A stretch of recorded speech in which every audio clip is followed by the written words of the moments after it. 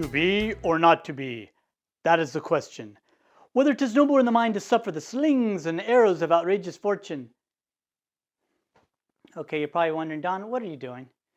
Well, that was a really bad beginning to Hamlet's soliloquy from Shakespeare.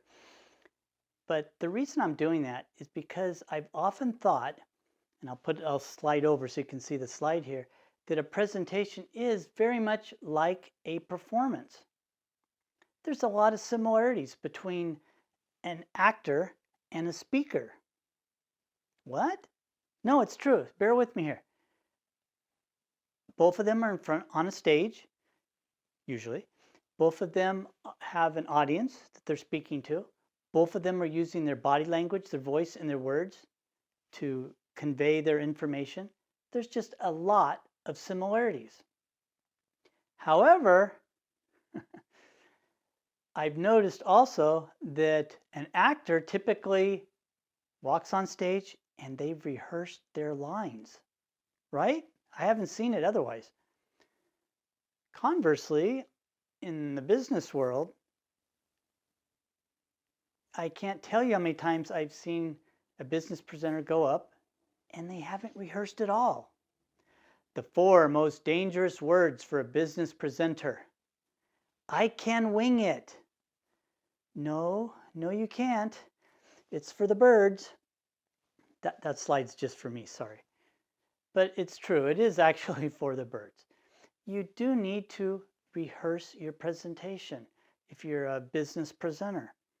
And too often, people just don't utilize that same skill set that an actor would. So what's a way that you can approach your rehearsal to make it as efficient and effective as possible? Well, I was giving a class for the Santa Rosa Junior College Business Admin Department. And if you've ever been to the Santa Rosa Junior College, it's just all over campus are these beautiful oak trees. They're just gorgeous. They were a lot smaller when I went there, but they're huge trees now. I'm dating myself. Anyway, so I thought of the acronym OAK. So that's what I'm going to use as we go over here, and I'll slide over to the side here so you can see it over here. OAK. The first O stands for out loud. Out loud. What do I mean by that? Well, I've seen so many presenters, just before they get up on stage, I ask them, well, did you rehearse? And they'll answer back to me, yeah. And I'll say, well, what did you do? And they'll go, oh, I wrote it out and I just read it to myself. No. Here's an advanced speaking tip. You're going to give the presentation or speech out loud. You need to rehearse it out loud. Why? Because we write way differently than we speak.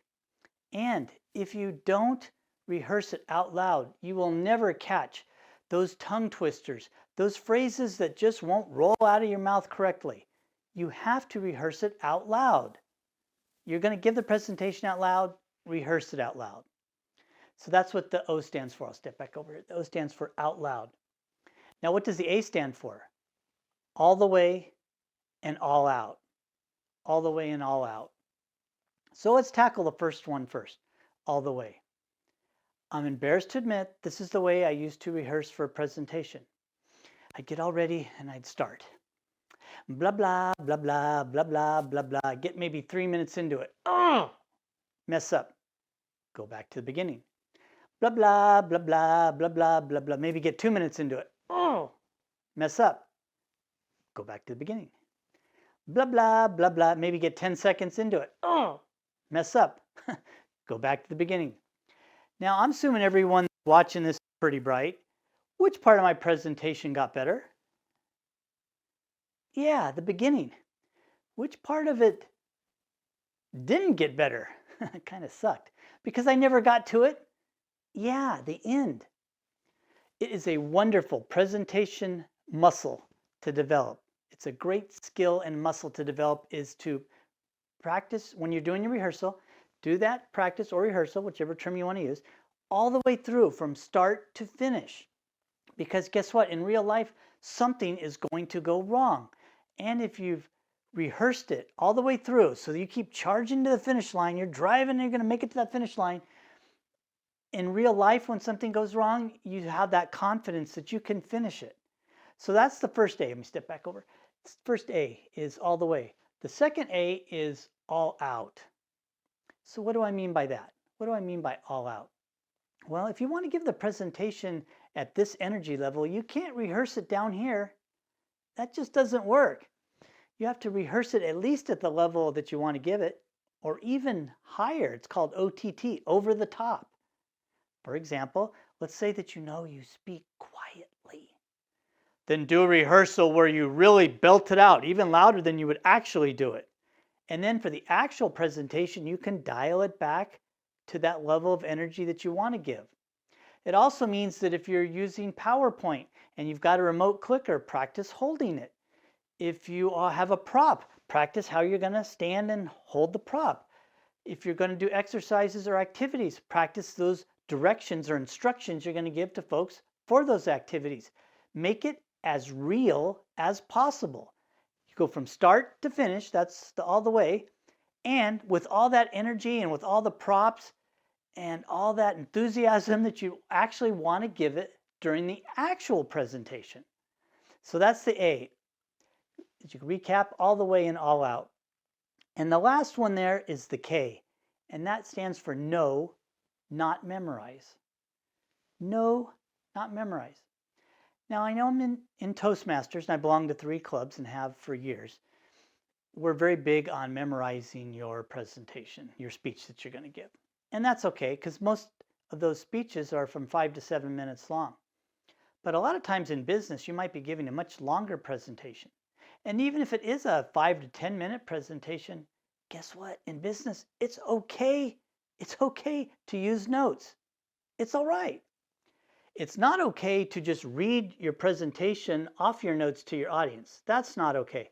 And even worse, to read line by line off your PowerPoint. That's not okay either. But having a notes in like a bullet format that you just glance at for just a split second, that's totally okay and totally reasonable. With a couple exceptions, I do suggest that you memorize the first couple lines that you're going to do, first line or two. That you should know cold. And I do suggest that you should memorize the last line or two you're going to say. You should know that cold as well. And the reason it's called primacy and recency. We tend to remember what we heard first and last. That's what we tend to remember most when we hear someone speak. So you really should have that nailed down. But the parts in the middle, you just need to know what it is you're going to say. I've given a version of this talk regarding this particular subject, I can't even say how many times, a bunch. And I don't say it exactly the same way, this part in the middle, I just don't say it exactly the same way every time. And guess what? That is okay. As long as I know what it is I'm going to say, it just comes out for that particular audience or that situation the way it comes out. And as long as I get all the information, that's fine. So if you want to lower that speaker anxiety too, which we've talked about in another video, you don't have to have every single word of your presentation memorized. Because guess what? What happens if you miss one word? That's right. That car is off the road. If you've ever done that and tried to memorize an entire speech and you miss that one word, you know exactly what I'm talking about. So don't put that extra stress on you. Really have down the first line or two, really have down the last line or two, and the middle parts, just know what it is you're going to say. And if you have a little bulleted notes, little notepad that you can glance at with just a key word or phrase, not the whole thing, but just a key word or phrase to jog your memory of where you're at, that is fine. So getting back, the K stands for know, not memorize.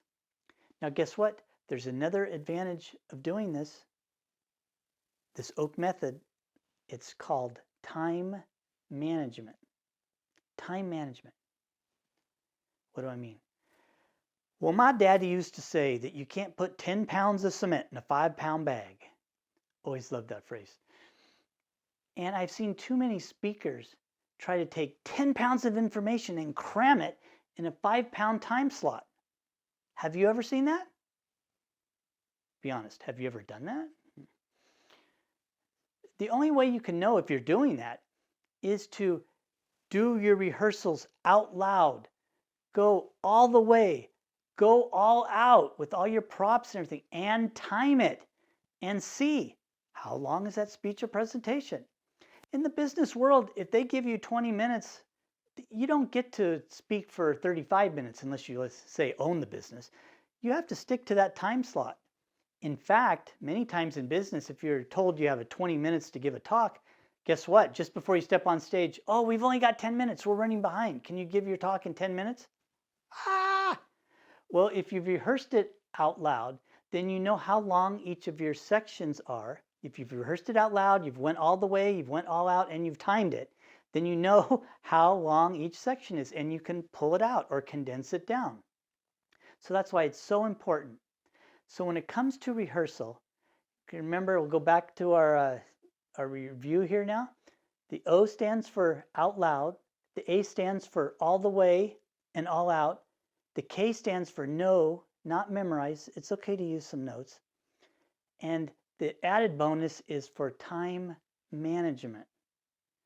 And that way you can stick within the parameters of what time you were given.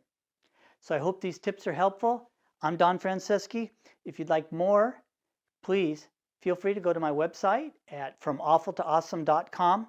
And also feel free to go to my YouTube channel at, it's also called From Awful to Awesome, where I have lots of speaking tips and tools and techniques that can help you become a more effective speaker.